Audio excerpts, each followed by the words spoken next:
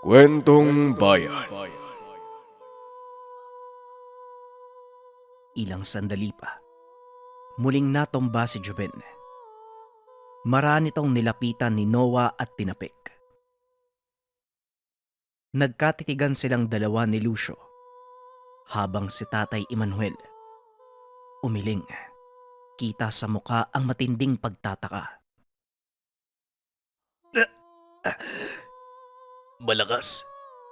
Nagawa niyang sumapi sa akin para mabasag ang karga ko. Mabuti na lang nakapaganda ako. Kung hindi, siguradong napahamak na. Wika ni Juben. Mara nitong tumayo at umupo sa tabi ni Tatay Emmanuel. Nararamdaman ko siya. Nasa paligid lang ang presensya. Lente!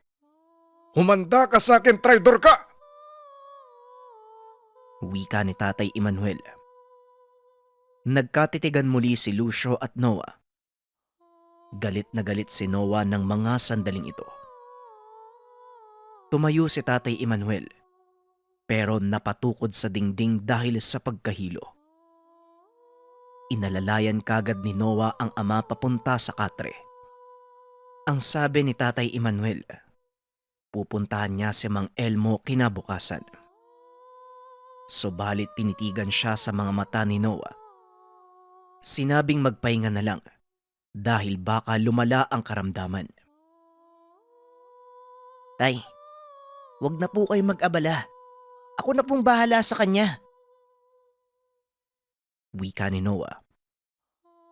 Hindi naman nagsalita pa ang tatay. Nakakunot lang ang muka at halata ang pagkainis. Samantala, ang magkapatid naman ay nagmungkahing samahan si Noah para makatulong sapagkat nakakatiyak ang mga ito na hindi kakayanin ni Noah kung siya lang mag-isa. Hindi naman kumibo ang binata. Tumingin lang ito sa isang banda at nag-isip. Ilang sandali pa, nakaramdam ng kakaibang init si Noah mula sa tangan. Hindi ito ang normal na reaksyon sa tuwing lalapit siya sa ama na may kulam. Kung hindi init ito, na tila gumagapang sa buong katawan. Kinapa ni Noah ang isa sa kwintas at pagtingin niya. Nagliliwanag ito at tila baga na mula sa uling. Dinukot naman ang isa sa bulsa. Pareho ang reaksyon. Tinanong niya ang ama kung bakit nagkaganito ang gamit. Tumitig lang ito sa mga mata ni Noah. Kumunot ang muka at umiling. Samantala, biglang lumapit si Lucio at sinabing nararamdaman niya ang karga ni Noah. Ganon din si Juben. Tumangulang ito pagtingin ni Noah sa kanya. Ito ang katangian ng gamit mo kapag nalalagay sa alanganin ng may-ari. Nagudyat ito para makapaganda ka, para mas mapalakas mo ang karga, pati na rin ang kaalaman mo, Noah. Wika ni Lucio. Dagdag pa nito, tama lang na napunta kay Noah ang gamit dahil malinis si Noah. Hindi na kinakailangan pa ng paglilinis para tanggapin ng buo ang lakas ng gamit. Maliban pa dyan, ipinapaiwatig sa binata ang pagsunod ng gamit sa kung anong hinahangad ni Noah at kung ano ang sasapitin nito. Napatango si Noah sapagkat tama ang sinabi ni Lucio. Balak niya talagang harapin ng kalaban at binigyan siya ng babala ng gamit. Noah, kamag-anak namin ang may-ari ng nakuha mong gamit. Pinsan ko ang sanggol na yon at tinanggap ka niya bilang tagapangalaga ng bertud ng tuhod niya. Ang ibig sabihin lang, masasabi naming parte ka din ng pamilya namin. Kaya sa abot ng aming makakaya, tutulong kami sa labang ito. Tutal nandito na din kami at naging bahagi na ng banta ng kalaban. Wika ni Juben. Tumango si Lucio kasabay ng pagtapik sa balikat ng binata. Madaling araw na ng mga oras na ito. Biglang may napansin si Noah na taong paparating. Napakunot ang mukha ng magkakapatid. Lumabas ito ng tahanan at sinalubong ang tao. Hanggang sa malinaw na nakita ni Noah ang isang babae. Walang iba kung hindi ang kapatid na bunso ni Lucio at ni Joben na si Olivia. Napansin ni Noah na tumaas ang boses ng magkapatid. Paglapit ng binata, pinapagalitan pala nito ang dalaga kung bakit sumunod sa kanila. Dito palang nakita ni Noah si Olivia ng malapitan. Paano ba naman kasi? Yung nasa bahay siya ng magkapatid.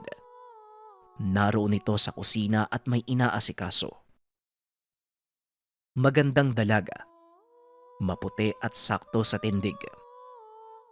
Pagkalingon sa kanya, nakaramdam ng hiya ang binata. Bahagya itong gumilid at naupo sa tumbang puno ng nyug. Nag-aalala si Lola eh. Panay ang tawag sa akin habang natutulog ako. Ang sabi niya, nasa panganib daw yung buhay niyo. Tinanong ko si Lola kung saan kayo pupuntahan. Sinabi niya yung lugar na to eh. Nandito nga kayo. Noah, magandang umaga sa'yo ah. Pagpapaliwanag ni Olivia, sabay bati kay Noah. Hindi matignan ng maayos ni Noah ang dalaga. Sobrang ganda nito kahit nakasimangot. Kaya naman tumango na lang si Noah at gumante ng pagbati. Ay naku naman talaga Olivia, oo. Ang sana pinaliwanag mo kay Lola na hindi kami madaling malagay sa alanganin. Ay sige na nga. Pagsikat ng araw, bumalik ka sa bahay at sabihin mo kay Lola nasa maayos kaming kalagayan. Sabihin mo, huwag siyang maniwala sa mga pangitain niya. Wika ni Joben. Tumango naman si Olivia at tumabi kay Noah. Hindi mapalagay ang binata ng mga sandaling iyon. Umusog sa pagkakaupo. Sumimpling may tinitignan sa malayo. Samantala, pagsapit ng umaga ay hindi umuwi ang dalaga. Ayaw nitong umalis hanggat hindi kasama ang dalawa. Hindi nagkakamali sa pangitain ng lola ko. Ang sabi niya, kapag tumuloy kayo sa binabalak niyong gawin, maaaring malagay kayo sa alanganin at siguradong mapapahamak kayo. Wika ni Olivia. Nagtaka si Noah kung bakit laging nababanggit ang salitang pangitain. Napatanong tuloy sa sarili ang binata kung anong katangian meron ang lola ng magkakapatid. Hanggang sa hindi niya na napigilan ang sarili, lumapit ito kay Joben. Joben, mawalang galang na sa'yo ah. Ano bang meron sa lola niyo? Tanong ni Noah. Si Lola ang ugat kung bakit namin nakahiligan ng mga kakaibang bagay. Ilan sa mga gamit namin, sa kanya galing, kaya markado niya kami. Lahat ng ginagawa namin, katulad ng mga sandaling ito, malalaman niya. At maliban pa dyan, malakas at magaling siya sa mga pangitain. Wika ni Joben. Tinanong ng binata kung ano ang gagawin sa dalaga. Napailing na lang si Joben at sinabing isasama na lang nila. Nang mga sandaling iyon, gising na ang nanay ni Noah. Nagulat ito nang mapansing may mga bisita sa tahanan. Kaagad namang pinaliwanag ng binata na mga kaibigan niya ito. Pinakilala isa-isa. Likas kay Nanay Vicky na maasikaso sa mga bisita, kaya mabilis itong naganda ng agahan. Sinuri ni Noah ang ama. Gising na ito, kaso nahihirapan pa ring tumayo. Sinabihan niya itong matapos ng agahan ay aalis na sila. Hindi naman kumibo si Tatay Emmanuel, pero kita ang pangilid ng luha sa mga mata. Mataas na ang araw nang umalis sila. Kasama nga si Olivia, pero naiilang si Noah. Dahil kung makitungo sa kanya si Olivia, tila matagal na silang magkakilala. Ilang sandali pa nang makarating sila sa lugar ng subukan. Sinabi ni Noah ang bahay ni Tio Elmo ay nasa itaas na bahagi. Ito ay isang malawak na bukid. Nasa ibaba pa lang sila banda. Kagad namang pinaliwanag ni Joben ang plano. Kailangan nilang magdahan-dahan at huwag magpapadalos-dalos. Tama si Kuya. Noah, total kabisado mo ang lugar at bahayan nila Mang Elmo. Bukod sa kanya, meron pa ba siyang kasama? Tanong ni Lucio. Kasama niya yung anak niya, pero patay na ang asawa. Malawak ang buong lugar at malayo sa mga kapitbahay. Tugon ni Noah. Lucio, dito lang muna kayo, bantayan mo si Olivia. Kasi naman, bakit pa sumama yan eh? Wika ni Joben. Ano ba kasing pinunta nyo dito? Kanina pa ako nagtatanong, ayaw nyo namang magsalita. Tugon ni Olivia. Nagkatinginan si Lucio at Noah. Tumango naman ang binata at sinabi ang buong katotohanan. Napakunot ang mukha ni Olivia. Naisip niyang totoong mapanganib ang gagawing hakbang ng magkakapatid. Hindi ito tungkol sa kanila kung hindi sa ibang tao. Pero hindi naman na nagsalita pa ang dalaga. Naupo na lang ito sa isang malaking bato at nagbuntong hininga. Kumalma ka lang, Olivia. Sa susunod na namin ipapaliwanag ang lahat kapag natapos na. Noah, hindi tayo pwedeng maging agresibo kapag nakita natin si Mang Elmo. Gusto kong kumalma at pag-usapan ang lahat. Ayos lang ba yun? Tanong ni Joben. Yun din naman yung gusto ko eh. Walang mangyayaring karahasan.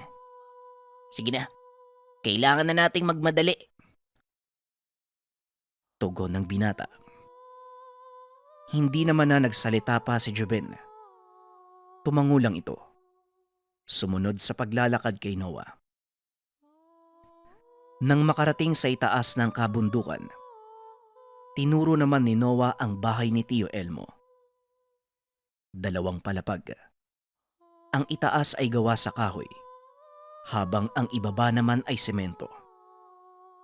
May beranda ito na nakadungaw doon sa lugar ng subukan. Nang mga sandaling ito, nasa kanang bahagi sila ng tahanan. Metro lang ang layo mula sa tahanan ni Mang Elmo. Nagudyat si Joben na wag muna sila kikilos. O obserbahan lang muna nila ang tahanan kung meron pang ibang tao, maliban sa mga nabanggit ni Noah. Hanggang sa may nakita silang sumilip sa bintana. Hindi nila masyadong maaninag dahil nasisilaw sila sa liwanag ng araw.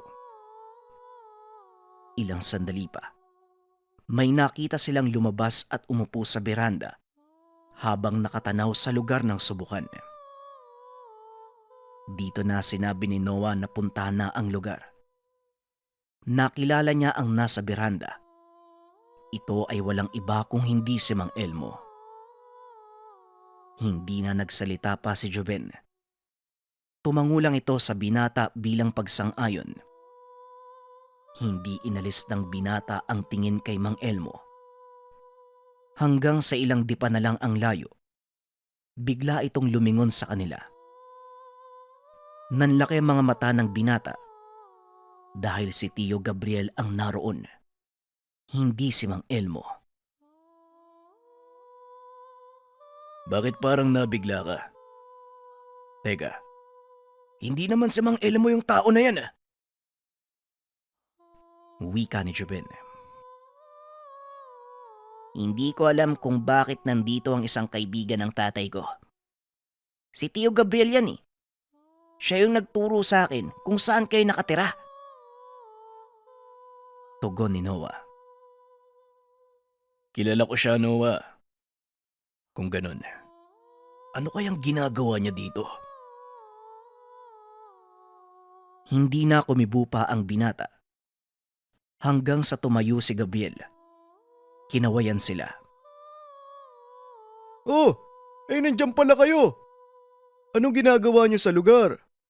Noah, kasama mo pa si... Sino nga ba to? Si Juben, oo. Juben nga. Di ba pinuntahan mo yan kagabi? Wika ni Tio Gabriel. Nagtataka man ang binata ng mga sandaling iyon. Pero hindi na lang niya pinagtuunan ng pansin at baka may sadya lang ito sa lugar. Napag-aalala lang po, Tio Gabriel. Gusto po sana naming makausap si Mang Elmo eh. Nandyan po ba siya? Tanong ni Noah. Kinalabit nito si Juben para lumapit sa bahay. Hindi kaagad nakapagsalita si Tio Gabriel. Nakakunot ang muka at tila hindi mapakali. Nang tuluyang makalapit ang dalawa, tinignan ni Noah ang paligid ng tahanan. Sinilip niya kung may tao ba ng mga sandaling iyon. Ano kasi? Inaantay ko ding lumabas. Nasa taas siya ng bahay, may ginagawa daw. Halika kayo. Dito tayo sa may beranda magantay. Siguro may ginagamot yan si Mang Elmo. Wika ni Gabriel. Naupo ang dalawa. Inantay nilang lumabas si Mang Elmo. Pero lumipas ang halos 30 minuto. Hindi pa rin ito bumababa. Habang si Jobe naman, napakatahimik. Seryoso ang muka at halatang malalim ang iniisip. Sumasaglit din ito ng tingin kay Tio Gabriel na para bang may kakaibang ibig sabihin. Aba, mukhang napatagal yata yung gamutan ah. Sige ah. Mauuna na ako sa inyo. Siguro babalik na lang ako mamaya. Wika ni Tio Gabriel.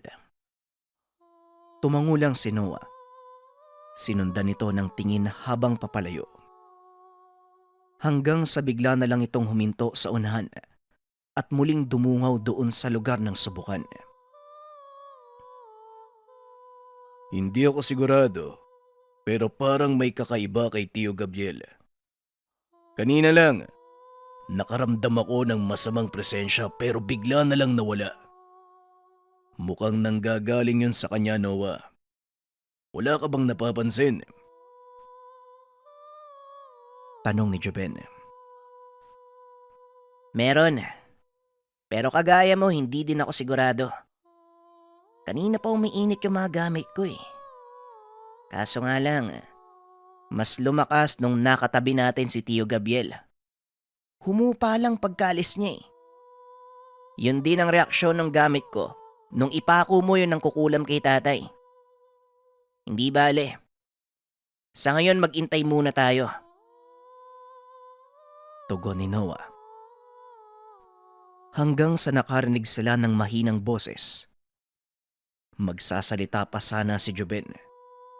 Pero inangat ni Noah ang kamay. Hinanap kung saan nanggagaling ang naririnig. Sandali. Parang galing sa taas ah. Parang daing ng tao ah. Wika ni Noah. Napakunot naman ang mukha ni Juben. Pinakinggan niya rin ito. Hanggang yung mahinang boses, naging sigaw na tila pinahihirapan. Dito na tumayo ang binata.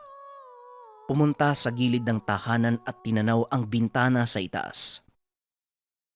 Habang si Juben, hindi mapakali, tumayo at kagad pumasok ng tahanan at umakyat sa hagdan.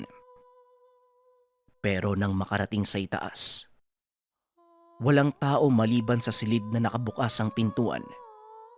Doon nang gagaling ang pagdaing. Marahang naglakad si Joben at iniiwasang lumikha ng ingay. Hanggang sa nakita niya si Mang Elmo na nakaupo sa katre. Nakasimangot ang muka habang nakapikit ang mga mata. Nagtataka si Joben sa nasaksihan. Ilang sandali pa tumulo ang luha ni Mang Elmo. Bumagsak ang katawan sa katre. Bumubuka ang bibig. Nagbibitaw ng mga orasyon.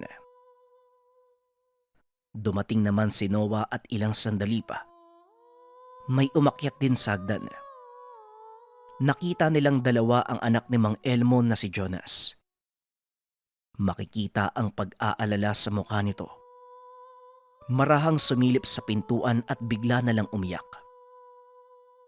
Nagkatinginan si Joven at Noah. Tinanong nila si Jonas kung ano ang nangyayari. Sinabi nito na hindi niya alam. Bigla na lang itong nagkaganyan mula pa kahapon. Lumapit si Noah kay Tio Elmo. Kinapa ang bisig nito. Pero bigla na lang siyang hinawakan sa kamay. Dumilat ang mga mata at nagsalita si Mang Elmo. Ibang-iba ang dating ng boses. Para bang sinasapian.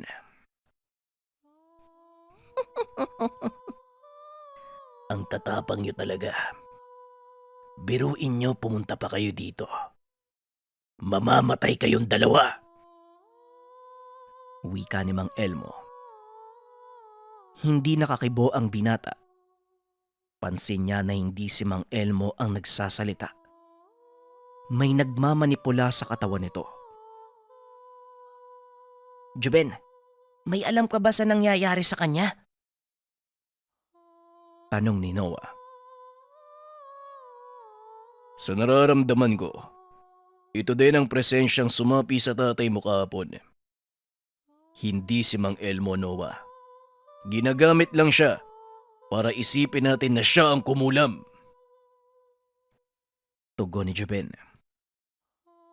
Tumawa ng malakas si Mang Elmo. Bigla itong tumayo at sinakal si Joben.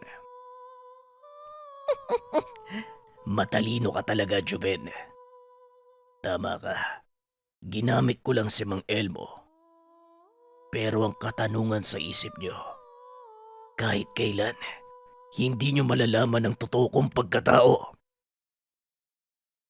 Wika ni Mang Elmo na tila inaasar pa ang dalawa. Dito na tuluyang napikon si Noah. Tinapik niya ang kamay ni Mang Elmo at tinulak sa katre. Makikita ang panlalaki ng mga mata nito sa lakas ng pagkakatulak ng binata. Kagad dinakma ni Noah ang ulo nito, inambahan ng pagsuntok. Bigla namang bumigat ang katawan ni Mang Elmo at bumagsak sa katre. Umalis na sa katawan niya ang sumapi, Noah. Huwag mo nang ituloy ang binabalak mo. Maaari siyang mamatay. Wika ni Joben. Ilang sandali pa ay nakarinig sila ng malakas na sigaw ng babae. Nanlaki ang mga mata ni Joben dahil boses ito ni Olivia.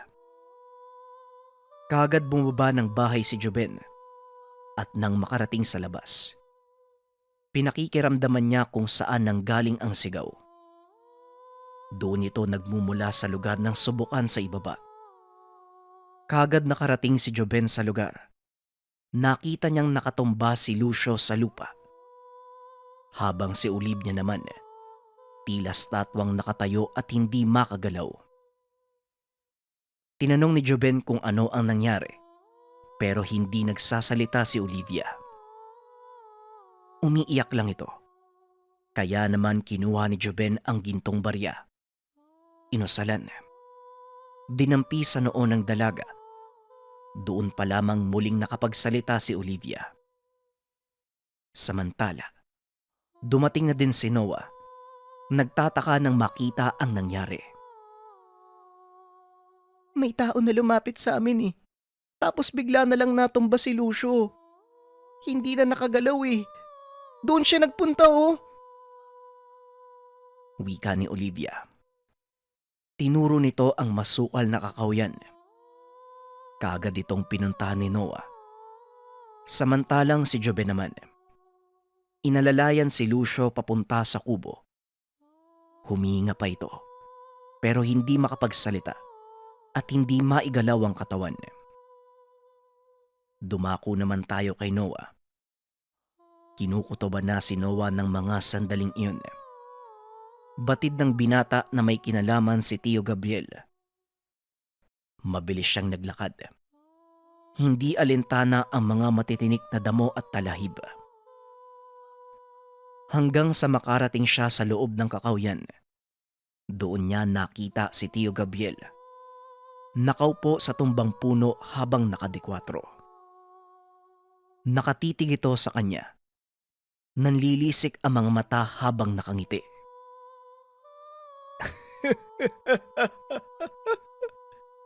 Walang kamalay-malay ang tatay mo nung pumunta ako sa inyo. Tinaniman ko siya ng kulam. Gusto mong malaman kung bakit? Kinamumuhian ko ang tatay mo, pati na din si Mang Elmo. Sila ang dahilan kung bakit namatay ang asawa ko. Buhay pa sana yun kung naipadoktor ko ng maaga. Pinaasa ko sa karaniwang gamutan. Yawa, pati ikaw isasama ko na din. Lahat kayo mamatay na! Wika ni Tio Gabriel. Makikita ang gulat kay Noah. Alam ng binata na kulam ang kinamatay ng asawa ni Tio Gabriel at hindi ito pangkaraniwang sakit. Pero iniisip ni Tio Gabriel dahil ito sa ama at kay Mang Elmo. Nahihibang ka na ba? Alam kong naniniwala ka sa mga kulam. Di ba nga marunong ka din? Bakit sinisisi mo yung tatay ko, pati na din si Mang Elmo? Tanong ni Noah. Subalit tila mas nagalit pa si Tio Gabriel. Tumango ito. Nagkumpas ng kamay at nagbato ng tigalpo kay Noah. Natigilan sa paghinga ang binata. Biglang sumikip ang dibdib. Hindi maigalaw ang katawan. Lumapit si Tio Gabriel. Nag-usal ito sa daliri ng pangkitil. Dito na nataranta ang binata. Kahit anong pagpupumiglas, hindi niya maigalaw ang katawan. Hanggang sa maidampi ni Tio Gabriel ang daliri sa noo niya, kasabay ng malakas na pagtawa. Isipin ng mga tao, inatake ka lang sa puso. Paalam iyo! Wika ni Tio Gabriel. Unti-unting bumigat ang katawan ni Noah. Nanlabo ang paningin hanggang sa natumba sa lupa. May diwa pa ang binata. Naririnig niya ang pagtawa ni Tio Gabriel hanggang sa biglang kumabog ng malakas ang dibdib. Naririnig niya ang pagtibok ng sariling puso, pagdaloy ng dugo. Unti-unting nararamdaman ang pag-init ng katawan.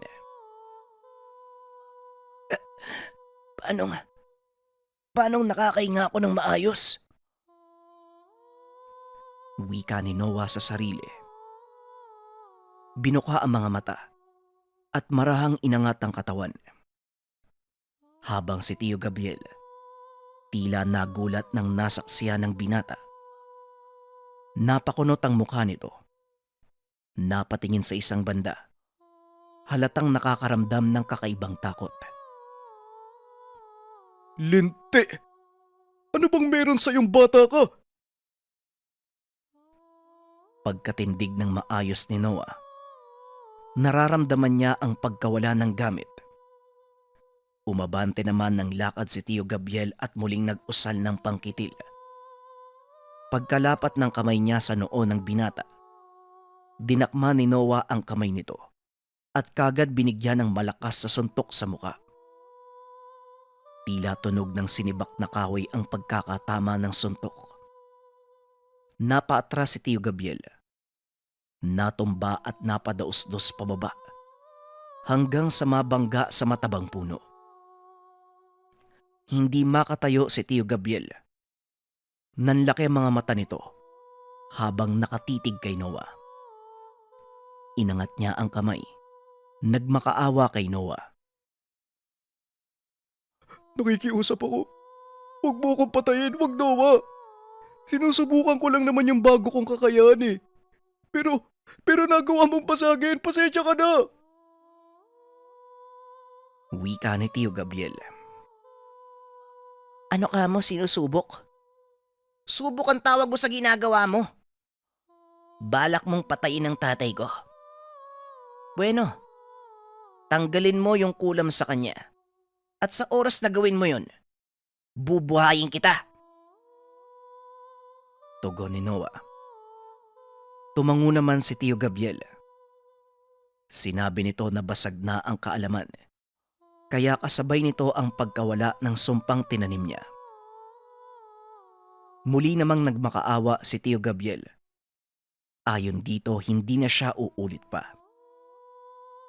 Hindi niya alam kung anong meron sa binata at kung bakit sobrang lakas nito. Ano bang meron sa'yo, Noah? Napakasimple mo lang naman ah.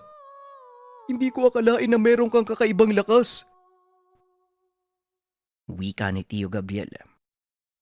Subalit hindi na nagsalita pa si Noah. Hindi importante na sagutin pa niya ito. Tumalikod ang binata. Kagad bumalik sa pwesto nila Joben. Nakita niya ang magkakapatid na nakaupo sa kamalig at maayos na ang kalagayan ni Lucio. Nagtanong naman si Joben kung ano ang nangyari. Ipinaliwanag ni Noah na si Tio Gabriel ang kumulam at meron itong tinatagong galit sa ama at kay Mang Elmo. Madali na silang umalis sa lugar. Sinuri ang kalagayan ni Tatay Emmanuel. Nagulat sila nang makarating sa tahanan. Naroon na sa labas si Tatay Emmanuel. Nakatanaw pa sa kanila. Masigla ang muka. Nakangiti habang kumakaway. Naging maayos na ang lahat. Nagpunta din si Mang Elmo sa bahay nila kinagabihan. Nagpasalamat ito dahil sa ginawa ni Noah at ng magkakapatid. Samantala, makikita naman na panay ang sulyap ni Olivia kay Noah. Nahihiya naman ang binata. Sinisiko siya ni Lucio at sinabing ayos lang naman kung liligawan ang kapatid. Dumagdag pa si Joben. Sinabing mag-ingat sa ugali ni Olivia. Naging masaya ang lahat matapos ng tagpo. Naging matalik na magkaibigan si Noah at ang mga magkakapatid. Palagi itong bumibisita kila Noah 1 beses sa 1 linggo. O hindi kaya naman, siya ang pumupunta sa tahanan ng magkapatid. Panay naman ang pang-aasar ni Joben at Lucio na baka manliligaw lang ito. Nagpatuloy ang buhay ni Noah. Hindi niya alam kung meron pang ibang mga pagsubok. Pero natitiyak niya. Ano man ang dumating, handa siyang harapin ang lahat ng ito. Hindi siya natatakot sa anumang ibigay ng pagsubok. Lalo pat tangan niya ang kambal na mutya ng patay. Ang kwentong ito ay hango sa totoong buhay. Mula ito sa isa nating kabayan na itago na lang natin sa pangalang Jonah. Taong 2016, Iloilo. Hoy bata ka, kumising ka na nga't maaga pa tayo maglalako ng mga paninda. Itong batang ito, oo. Tanghali na. Ano ba kasing pinagpuyatan nyo kagabi? Parang pagod na pagod ka. Sinabihan ko na kayo na matulog ng maaga. Hoy! Jonah, bumangon ka dyan! Wika ni Nanay Maring.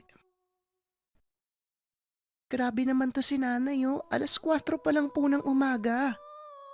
Hindi ko pa nga napapanginipan yung mapapangasawa ko eh. Abay, tatanda akong dalaga sa ginagawa niyo po eh. Paano po ako makakatulog? Tahol ng tahol yung mga aso ng kapitbahay. Akala mo may kung anong naglalakad sa labas eh. Ayaw tumigil eh. Tugon ni Jonah. Naku, nagdadahilan pa. Ilusyonadang bata to. Alam mo naman na kailangan nating umalis ng maaga. Kukunin pa natin sa suki ko yung balat ng baka na kailangan sa kare-kare. Kung hindi ka babangon dyan, abay buntot na lang ang mga aabutan ko. Alam mo namang mabilis pa sa 4:00 ang mga kakumpetensya natin. Sige na anak, kami na ni Pedro ang kukuha ng karne. Wala naman akong narinig kagabi. Wika ni Nanay Maring. Kahit mabigat ang katawan, pinilit ni Jonah na bumangon. Maaga pa lang nagluluto na ang ina para sa karinderyang digulong. Naglalako sila ng mga pagkain na binabalot lang sa plastik at dahon ng saging. Nung una ay maayos naman ang maliit na negosyo. Pero nang magkaroon ng kakumpetensya sa lugar, medyo naging matumal. Kaya kinakailangan nilang magdoble kayod. Huminga ng malalim si Nanay Maring nang makita na dumaan ang motor ng kapitbahay na si Aling Helen. Kasama ang anak na nagmamaneho ng sinasakyan. Karga ng mga ito ang mga karne.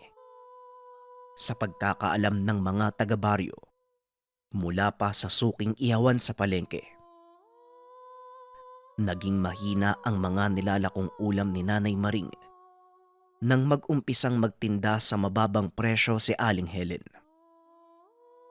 Ayon sa mga ito, mura ang mga inaangkat nilang karne, kaya nagagawa nilang ibigay ang paninda ng abot kaya. Pero sa kabilang banda, malaking palaisipan para kay Nanay Maring kung sino ang suki ng matanda na binibilihan ng karne. Bagaman kilala nila ang lahat ng matador sa lugar, hindi naman nila alam kung sino ang nagbibigay dito ng karne na sobrang mura. Bagkus lagi silang nakakabili ng may kamahalan. Naku, nakatingin na naman po kayo sa dumaan. Iniisip niyo po kung saan nila kinukuha yung karning nilalako nila, no? Pakiramdam ko nga po aswang yung pamilya niyan eh. Parang hindi po natutulog. Maaga na tayong nagigising, pero mas maaga talaga sila. Saka, kailan lang naitayo yung kainan nila pero kung dayuhin ng mga tao, sobrang grabe po eh. Ano kayang sikreto nila, Nay? Masarap kaya yung luto nila? Tanong ni Jonah. Kung alam lang sana natin kung saan sila nakakabili ng mga murang karne. Naging mabenta sila kasi halos lahat ng ulam may pamigay na. Samantalang yung sa atin, naglalako pa tayo sa kabilang baryo para lang maubos ang paninda. Balang araw, matutuklasan din natin yung sekreto nila. Tugon ni Nanay Maring. Tama yan, Nay. Taasan mo po yung pangarap mo. Hayaan na lang natin sila. Sipagan na lang natin para kahit hindi man natin sila mapantayan, mairaraos naman natin yung pang-araw-araw. Konting buwan na lang, magiging maayos din po yung sa atin. Lahat ng mga pagsusumikap niyo po para sa amin ni Pedro, masusuklian po namin yan. May awa po ang Diyos, Nay. Wika ni Jonah. Magkape nga muna kayong dalawa. Ang aga-aga nagchichismisan kayo. Lahat naman may diskarte sa buhay eh. Nagkataon lang siguro na mas lamang sila. Mas maaga sila eh. Diba nga ang sabi sa kasabihan? Daig ng maagap ang mga masipag. Kaya Jonah, huwag ka na nga magpuyat. Hindi ka gaganda niyan, kita mo oh. Ang laki ng tigyawat mo kakapuyat. Wika ni Pedro. Sabay pang napalingon ang dalawa sa sinabi ng kapatid. Ayon kay Nanay Maring may punto si Pedro. Sa isip ng ina, wala naman sa pwesto si Pedro na magsalita. Napailing na lang ito dahil hanggang salita lang ang mga anak pero kulang naman sa gawa. Inawat din niya si Pedro sa pangaasar kay Jonah at sinabing isa yun sa dahilan kung bakit sila laging nag-aaway. Medyo madilim pa ang paligid nang lumabas ang mag-ina. Si Nanay Maring at Pedro ang namamalengke. Samantalang si Jonah naiiwan para maganda ng mga kalderong paglulutuan. Madalas nagsisimula na itong magluto sa kung anong meron sa kusina. Bago umalis ang mag-ina, ipinahanda niya sa anak ang mga sangkap ng kare-kare, maging ang kapares nitong bagoong. Masasabi namang sa lahat ng mga nilalako, ang simpleng putahing ito ang mabilis maubos. Anak, unahin mo na lang yung ibang lulutuin. Hayaan mo na yung bagoong. Ako na ang magtitimpla niyan. Nakukuha mo naman yung lasa ng mga paninda natin eh. Maliban lang dyan sa bagoong. Ikaw naman Pedro, magdala ka ng sombrero at mahamog. Pakiusap mga anak, hanggat maaari, huwag magbabago ang mga lasa na mapagkain natin. Nakatatak na yan sa mga suki. Wika ni Nanay Maring. Etong si Nanay ang dami pang sinasabi. Tara na po, ayaan nyo na si Jonah. Alam niya na yan eh. Magtiwala po kayo sa kanya, kaya niya yan. Tugon ni Pedro. Napahinto ang pag-uusap ng tatlo nang dumating si Tio Alvin, kapatid ni Nanay Maring. Galing itong Samar. Matagal siyang hindi nakauwi ng Iloilo dahil ayon sa Chewin, nagsanay ito sa larangan ng pagiging manggagamot. Laking tuwa naman ng mag-iina dahil nakita nila itong maayos at napakakisig. Aba lalo tayong gumagwapo ah. Hindi ka man lang nagsabi na uuwi ka. O anak, asikasuhin mo muna ang tiyuhin mo ha. Salamat at nakauwi ka ng maayos. Sakto ang pagdating mo.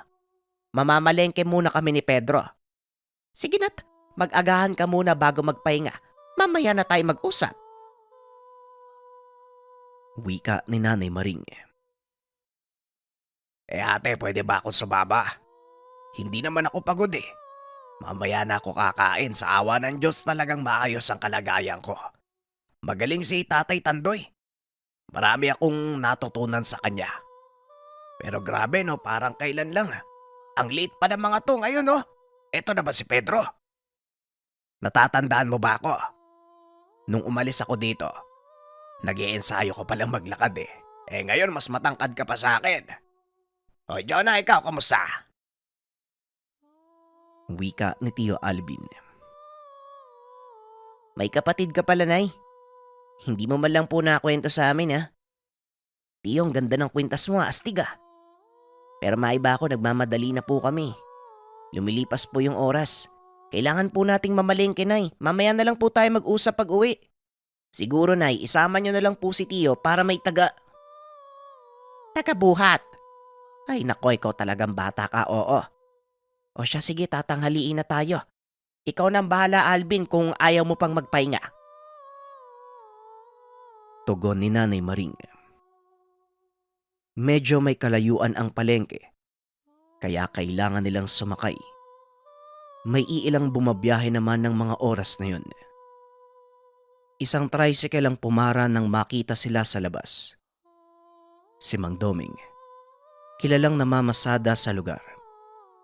Bago pa man sila umalis, may naikwento sa kanila ang matanda. Alam niyo na ba yung kumakalat na balita dito sa baryo? Yung anak ni Isabel, yung nakatira doon sa may kabilang eskinita. Nayanggaw daw eh. Pinaghanap na nga ngayon eh. Merong nakapagsabi delikado ito kung tuluyang magiging aswag.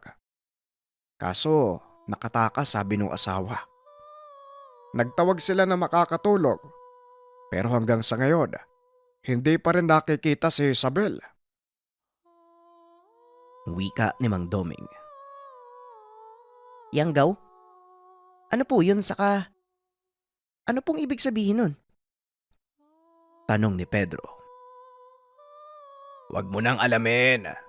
Matatakot ka lang sa oras na malaman mo.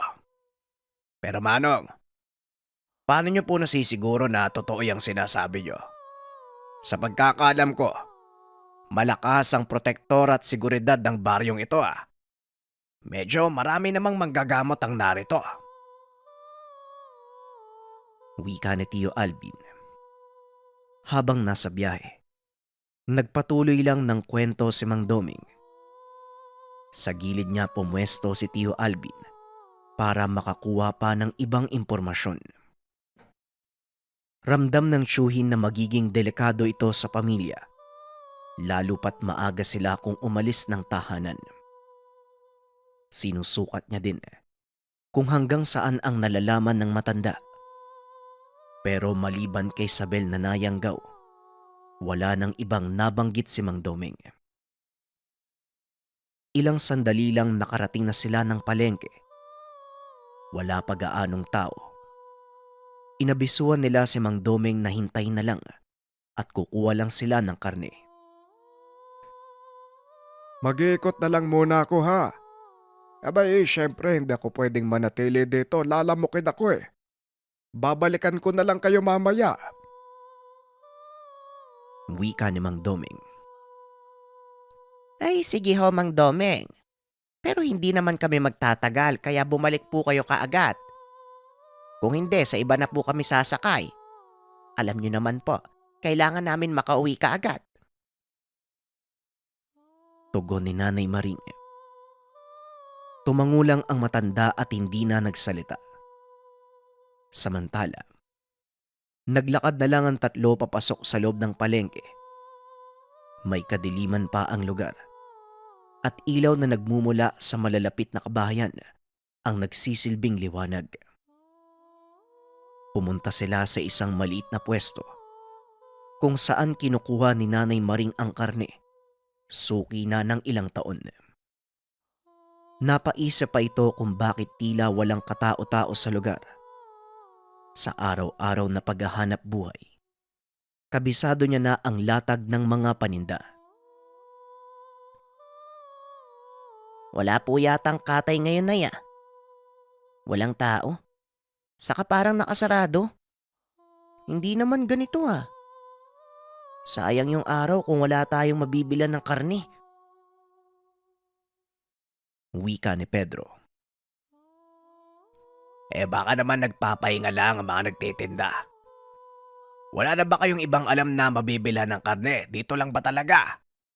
Di ba ate, doon sa dulo nitong palengke may katayan din? Tanong ni Tio Alvin. Matagal na yung sarado, Alvin. Nalugi na yung may-ari eh. Doon din ang dating... Napahinto si Nanay Maring. Bigla na lang may nagsalita. Nagulat sila nang inilatag nito ang banyerang karne at inalok sa mababang halaga. Napatingin sila sa matador. Medyo napatras ang mga ito dahil sa ayos ng tao. May bitbit pa itong sanggot na ginagamit na panghiwa ng karne. Kaya imbis na si Nanay Maring ang humarap, si Tio Alvin ang nagpresenta at sinuri ang mga binibentang karne. Wala na kayong mabibiling ganitong kamurang karne. Iilan na lang kami naglalatag ng ganito. At sa mga piling tao lang. Sa akin na kayo bumili. At ako nang bahala sa sariwang karne nyo. Araw-araw yan. Ano, kunin nyo na. Wika ng lalaki. Abay syempre bibili ako. Magkano ba ang kilo sa'yo? Araw-araw kaming namamalengke dito. Bakit ngayon ka lang nag-alok? Saan ka ba nakapwesto? Tanong ni Nanay Maring. Kasi may kumukuha na talaga sa akin. Kaso may sumulot eh. Napakamura na nga ng mga karne na binibenta ko. Pero may mas mura pa pala. Hoy, wag na wag kayong bibili dun ha. Hindi karne ng hayop yung nilalatag nun. Kaya nga mura eh. Karne ng... Natigil ang lalaki sa pagsasalita. Bigla na lang nagbukas ang pwesto ng suki ni Nanay Maring. Lumabas ang matandang may-ari at bigla namang natakot si Ado. Imbis na maibenta ang mga dala, nagmamadali itong umalis sa lugar. Kahit mga aswang gumagawa na ng paraan para magpadami. Mabuti na lang naabutan ko kayo. Ayos lang ba kayo? Pasensya na Maring ha, may sakit yung asawa ko eh. Kaya ako na muna maglalatag. Ilan sa mga suki ko, hindi na bumibili ng karne sa akin dahil sa mga loko-lokong matador na yun eh. Sa oras na makahanap ako ng ebidensya na yung paninda nila hindi karne ng hayop, talagang malilintikan sa akin yung mga yan. Wika ni Isko.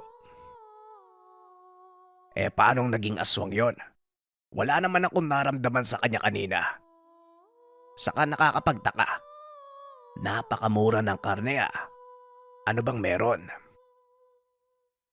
Tanong ni Tio Alvin. Merong mga aswang na nakapasok sa lugar. Nagbabalat kayo mga demonyo para magparami ng lahi. Marami sa kagaya mo Maring na suki ko. Nagsialisa na. Sinusulot nila eh. Binibigyan ng karning mura. Kaya kung ako sa'yo Maring, bibili ka ba kung saan kayo ligtas? O doon sa bigla na lang manunulot pero hindi nyo alam kung saan nanggagaling ang paninda?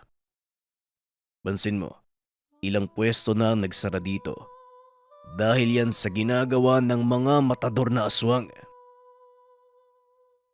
Tugon ni Isko. Napailing si Alvin.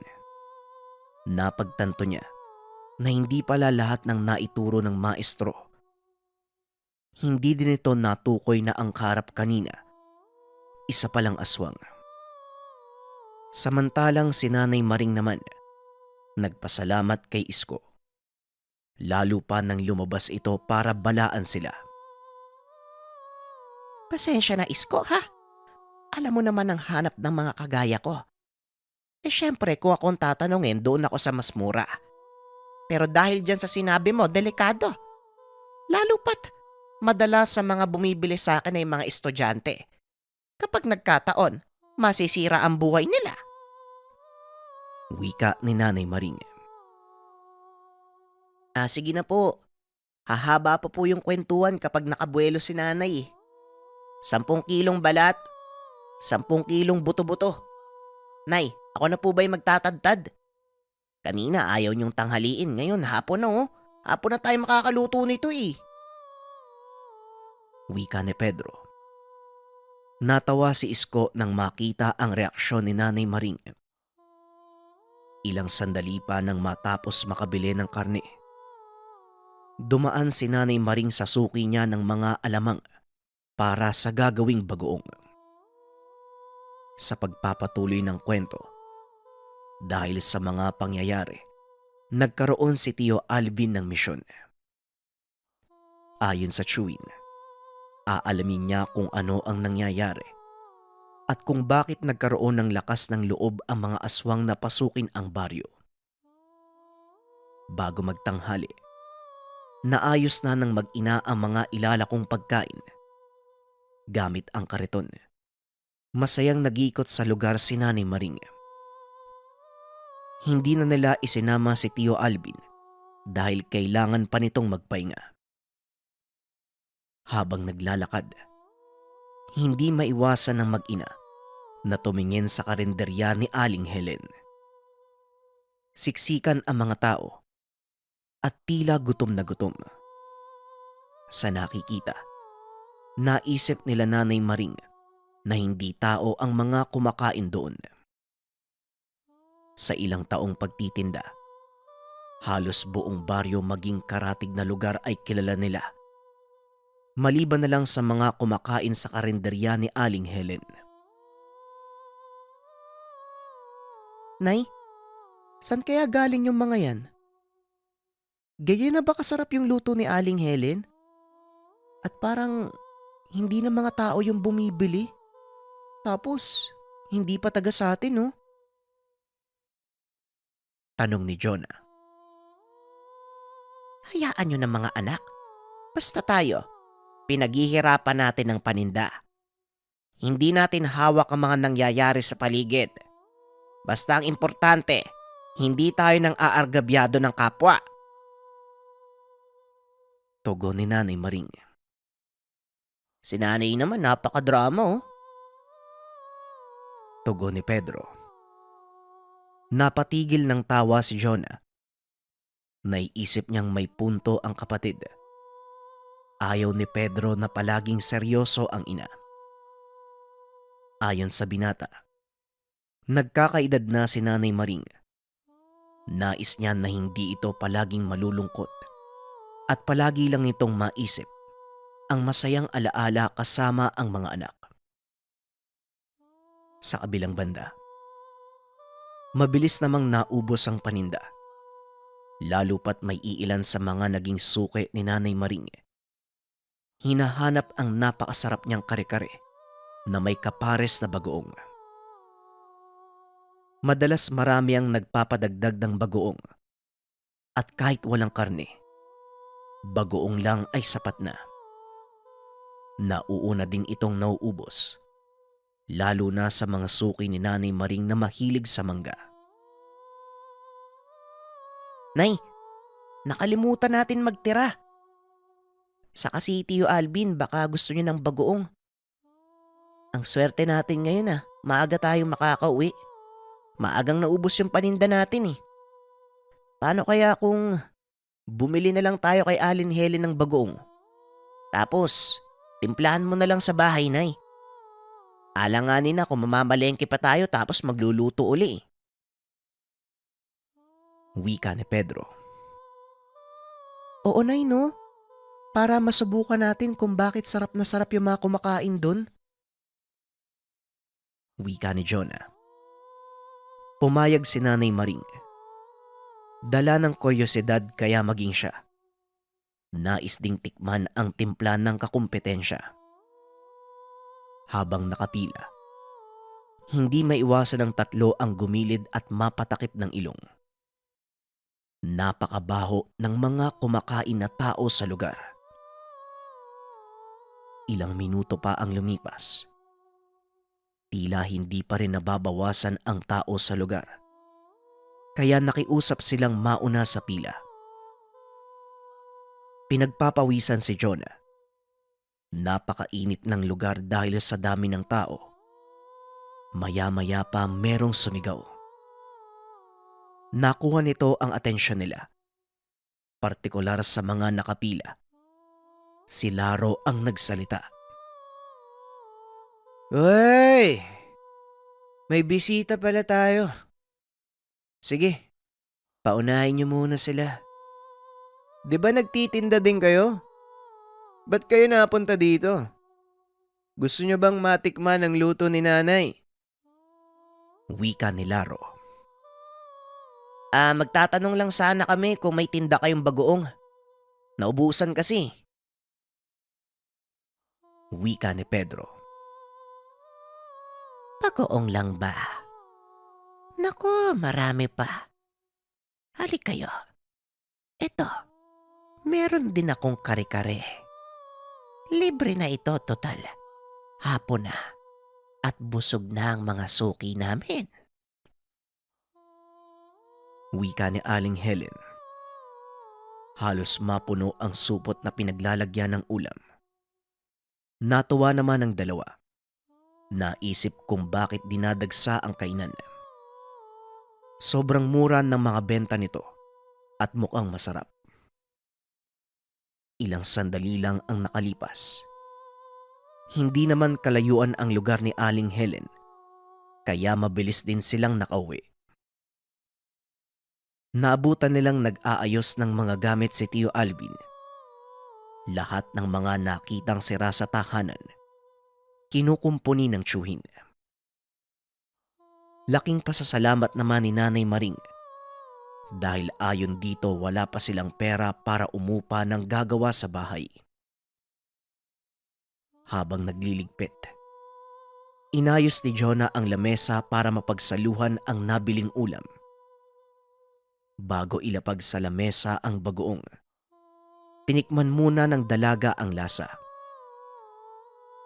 Nung una ay kaunti lamang, hanggang sa maparami. Nang naroon na ang ibang kaanak, akmang susubo na si Pedro para matikman ang bagoong. Bigla itong tinabig ni Tio Alvin. Lintik! Saan nyo yan nakuha? Ito ba yung paninda nyo kanina? At saka, amoy bulok na itlog kayong dalawa. Ate, saan kayo galing? Huwag niyong gagalawin yung nasa plato. Hindi yan pagkain ng tao. Wika ni Tio Alvin. Ha? Tio, nakailang subo na... Napahinto si Jonah sa pagsasalita. Nang maramdaman ang paghilab ng tiyan at tila nasusuka. Bigla namang naging tensyonado ang lahat nang kumuha si Tio Alvin ng kalamansi. Pinigaan ng bagoong. Ayon sa chewin, ginamitan nito ng sabulag ng mga aswang. Nagtayuan ang balahibo ng mag-ina nang mapatakan ang pagkain at makita. Nagsigalawan ang maliliit na uod.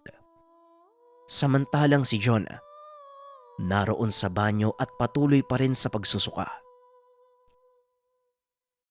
Kung saan nyo yan nakuha, aswang ang may gawa niyan.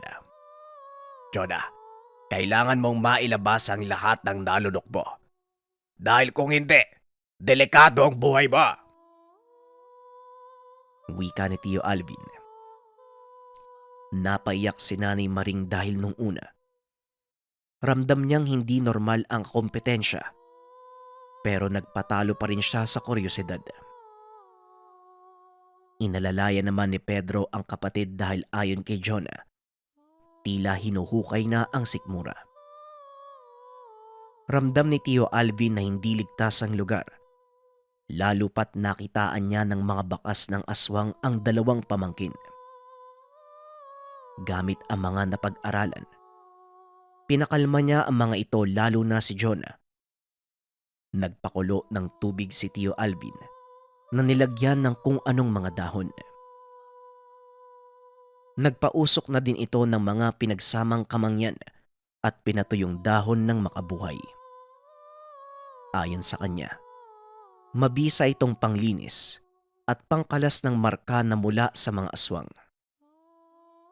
Habang nagpapausok, ipinainom niya kay Jonah ang tubig na mula pa sa pinakuluan. At bago inabot sa dalaga, kinargahan niya muna ito ng mga dasal na ayon sa chewin, mabisang pangpuksa sa yanggaw. Matapos inumin ni Jonah ang inabot ni Tio Alvin, kaagad namang naisuka ng lahat ng naisubo. Ayon sa kanya, sobrang pait ng lasa. Maging pati ang bituka niya, naluluwa niya na. Halos mapayak naman si Nanay Maring nang makita ang paghihirap ng anak. Paano kung hindi ako dumating? Ate Maring, sa susunod, huwag na kayong bibili doon. Ang nakakabahala, maraming mga tao sa lugar niyo ang posibleng nakabili at kumain na ng paninda nila. Wika ni Tio Alvin. Kaya pala mura sa kalibre yung binigay eh. Etong si Jonah kasi, subo ka agad. Kinabahan ako dun ah. Ayos ka na ba? Nakakatakot ka, mamaya bigla ka nalang bumangon sa gabi tapos kagatin mo ko eh. Hindi ka pa naman natutulog ng maaga. Wika ni Pedro. Magiging ayos na si Jonah, Pedro. Ipahinga mo lang yan, Jonah. Ako na ang bahalang magbalik nitong binigay nila sa inyo. Yung karinderya lang sa kanto yan, di ba? Di ba, ate? Nagkamali sila ng tinalo. Pedro, ipasok mo sa supot ng ulap. Makikita nila kung anong kabayaran sa ginawa nila. Wika ni Tio Alvin. Sinubukan pa itong awatin ni Nanay Maring, pero hindi na siya mapigilan. Sasama pa sana ang mag-ina, pero hindi pumayag ang chewin. Bagkus nagsugpit lamang ito ng nakabilog na buntot pagi. Habang hawak ang supot ng ulam, umihip ng dasal pang proteksyon si Tio Alvin. Alam niyang delikado ang gagawin, pero malakas ang loob nito dahil maliwanag pa. Nang makarating sa lugar, kagad niyang inihagis ang supot sa gitna ng mga taong nakapila. Nagsipulasa naman ang mga ito nang mapansin ang galit ni Tio Alvin. Kahit marami kayo, hindi ko kayo sasantuin. Lalo ka ng tendera ka. Isang maling lapit nyo, tatamaan kayo sa akin. Wika ni Tio Alvin. Binunot nito ang buntot pagi at hinampas sa lamesa.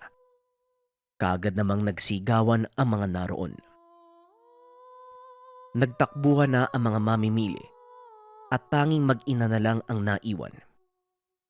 Imbis na lumaban, nagmakaawa ang mga ito at nangakong aalis na sa lugar.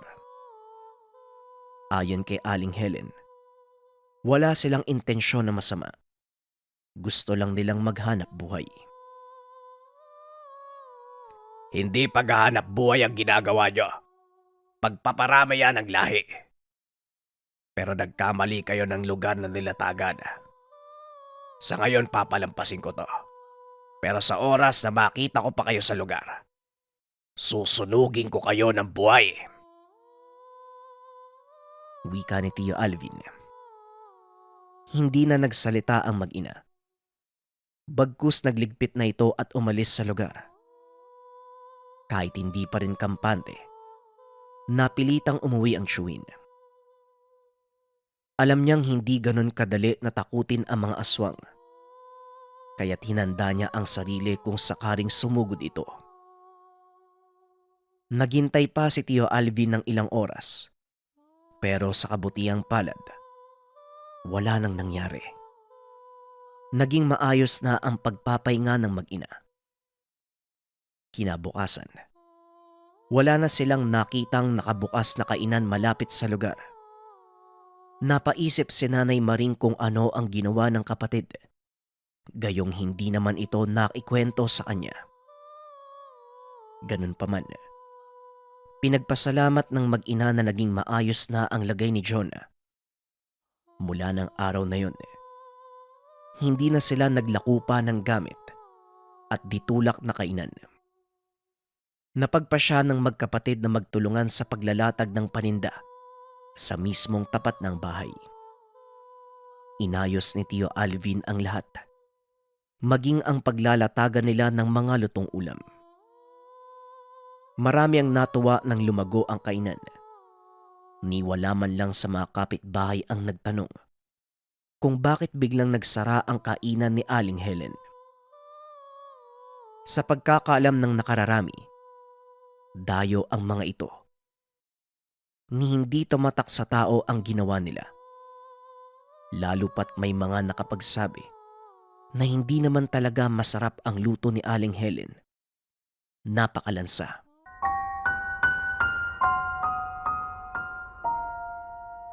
What's up mga kabayan, JD nga pala dahil marami nagre-request ng video na to, gagawin natin yan.